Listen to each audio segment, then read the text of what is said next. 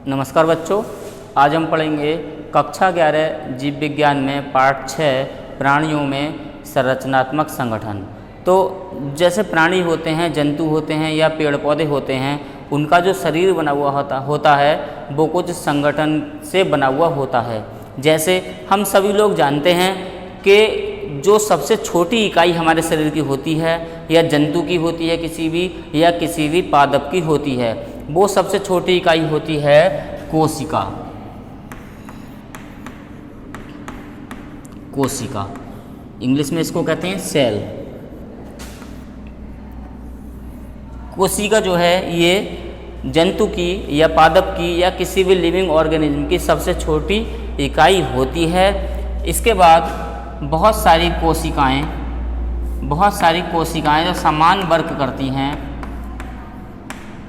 या समान तरीके का कार्य करती हैं, तो बहुत सारी कोशिका मिलकर बना लेती हैं ऊतक।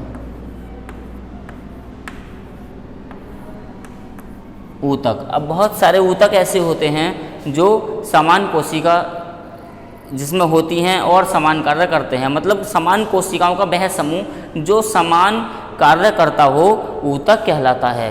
कोशिका मिलकर क्या बना लेती हैं? ऊतक। बहुत सारे ऊतक मिलकर फिर बनाते हैं अंग।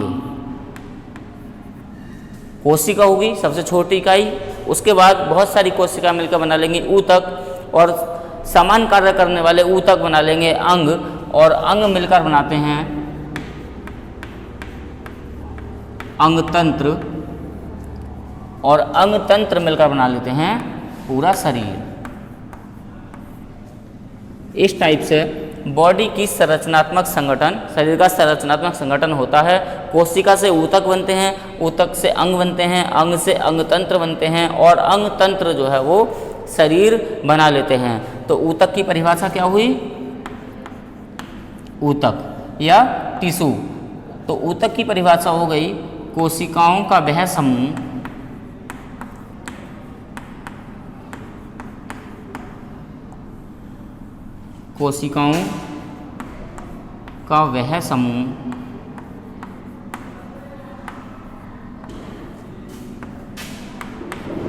जो समान कार्य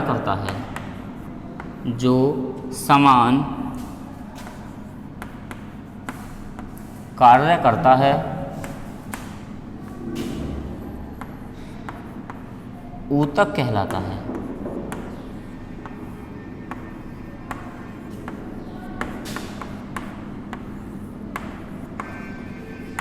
कोशिकाओं का वह समूह जो समान कार्य करता है। एक कोशिका को कोई भी समूह होगा वो एक समान कार्य करेगा, तो वह क्या कहलाएगा? ऊतक कहलाएगा। इसके बाद कोशिका के प्रकार पर आते हैं, ऊतक के प्रकार पर आते हैं। कोशिका के प्रकार तो पहले बता दिए थे और आगे भी चैप्टर में आएंगे। ऊतक के प्रकार पर आते हैं। मुख्यतः ऊतक 4 प्रकार में बांटा गया है: उपकला ऊतक, संयोजी ऊतक, पेशी ऊतक और तंत्रिका ऊतक। इस प्रकार से मुख्यतः 4 भागों में इसको बांट दिया गया है। उपकला ऊतक, उपकला मतलब जो हमारी बॉडी के ऊपर या किसी जंतु के शरीर के या पौधे के शरीर के ऊपर होती है, उसको उपकला ऊतक कहते हैं। इस ऊतक में एक मुक्त स्तर होता है। मुक्त स्तर जो एक और तो देह तरल यानी अंदर का जो तरल पदार्थ भरा हुआ है, चाहे तो ब्लड है या प्लाज्मा है वो, और दूसरी तरफ बाह्य वातावरण के संपर्क में रहता है। जैसे हमारा ये हाथ है, स्किन, तो एक साइड जो इसके अंदर की साइड है वो ब्लड भरा हुआ है इसमें, और दूसरी साइड जो वो बाह्य वातावरण जो चारों ओर का है उसके संपर्क में रहता है। तो इस प्रकार देह के आवरण का निर्माण करता है। उपकला 2 प्रकार की होती हैं: संयुक्त उपकला और सरल उपकला। उपकला 2 प्रकार की होती हैं। नंबर 1 संयुक्त उपकला, और दूसरी सरल उपकला। 2 प्रकार की उपकलाएं होती हैं। सरल उपकला एक ही स्तर का बना हुआ होता है। सरल उपकला जो होगी उस पर एक ही स्तर, जैसे ये स्किन है, इस पर कई स्तर होते हैं। तो सरल उपकला जो होगी वो एक ही स्तर की बनी होती है, और यह देह गुहा, वाहिनी और नलिका का स्तर जो होता है वो इनसे बनता है। हमारी जो वाहिनी होती हैं, जो हमारे हृदय से वाहिनी निकल कर जाती हैं, जिनमें ब्लड सर्कुलेट होता है, वो सरल उपकला की बनी होती हैं।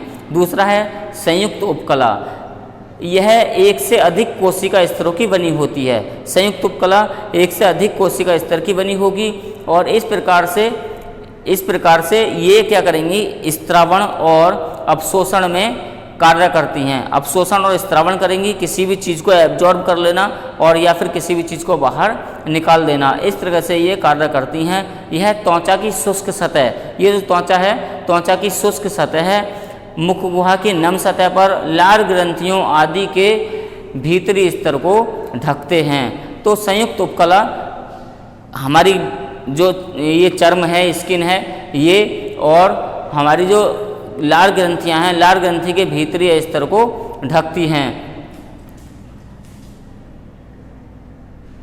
इस प्रकार ये वर्क करती हैं। उपकला के कार्य हैं, उपकला का मूल कार्य शरीर एवं आंतरांगों की रक्षा करना है। जैसे उपकला है, ये चढ़ी हुई है, इस पर उपकला स्किन त्वचा जो हमारे शरीर पर, ये क्या है, बाह्य वातावरण में जैसे बैक्टीरिया हैं, वायरस हैं, उनसे रक्षा करना है। मान लीजिए हाथ पर चोट लग जाए, अगर जब चोट लग जाएगी तो उस पर जब पट्टी करते हैं तो पट्टी करने का उद्देश्य यही होता है कि बाहरी बैक्टीरिया या वायरस से हम अपनी बॉडी को बचा लें, क्योंकि स्किन जो होती है उस समय चोट लग जाती है तो त्वचा जो है ऊपर की वो उपकला वो हट जाती है, और जब ये नहीं होगी तो उस पर बैक्टीरिया या वायरस को आसानी होगी आक्रमण करने के लिए और वो हमारी बॉडी पर आक्रमण कर सकते हैं। तो इसका प्रमुख कार्य यही है कि बाह्य वातावरण से या बाह्य जीवाणु से, विषाणु से सुरक्षात्मक आवरण के रूप में कार्य करना। एपिथेलियम आवरण जो होते हैं वो चयनात्मक होते हैं। इसका जो एपिथेलियम आवरण होते हैं वो चयनात्मक होते हैं। आवश्यक पदार्थ इनके बाहर आते हैं और जाते हैं, मतलब जो आवश्यक होंगे, चयनात्मक का मतलब हुआ जो बॉडी के काम के होंगे उन्हें तो अंदर आने देंगे, और जो बॉडी के काम के नहीं होंगे वो वापस भेज देंगे। इस तरीके से ये चयनात्मक होते हैं। ये श्वसन अंगों में गैस विनिमय का और उत्सर्जन अंगों में अपशिष्ट पदार्थों का उत्सर्जन का कार्य करती हैं। श्वसन अंगों में पाए जाते हैं, जैसे गैस विनिमय करती हैं और गैस विनिमय करने के बाद गैस विनिमय करती हैं, और इसके साथ ही उत्सर्जन अंगों में अपशिष्ट पदार्थ जो बनते हैं, जैसे किडनी है, उसमें क्या करती हैं, उत्सर्जन का कार्य करती हैं। तो इस प्रकार से ये दोनों पढ़े, उपकला ऊतक दो प्रकार के, संयुक्त ऊतक और सरल ऊतक। इसके बाद आता है संयोजी ऊतक। संयोजी ऊतक ये इसके दो प्रमुख घटक होते हैं, एक तो तंतु का बना हुआ होता है ये, तथा लसदार पारदर्शक पदार्थ का बना हुआ होता है। जेली सदृश कोलाइडली आधार पदार्थ, ठीक है, एक तो लसदार पदार्थ हो गया और दूसरा पारदर्शक जेली के जैसा कोलाइडल आधार। जैसे मैं आपको एक एग्जाम्पल दूं, संयोजी ऊतक जो है वो हमारा ब्लड है, हमारा रक्त जो है, रुधिर जो है, खून जो है, वो एक संयोजी ऊतक का उदाहरण है। संयोजी ऊतक पूरे शरीर में फैला हुआ होता है। ये शरीर का लगभग 30% भाग बनाते हैं। इनके तंतु 3 प्रकार के हो सकते हैं। 3 प्रकार कौन से होंगे? एक तो होंगे कोलेजनी, दूसरे होंगे जालिकीय एवं तीसरे होंगे इलास्टिक। कोलेजनी, जालिकीय एवं इलास्टिक, इनको लिख लेते हैं। कोलेजनी, जालिकीय एवं इलास्टिक।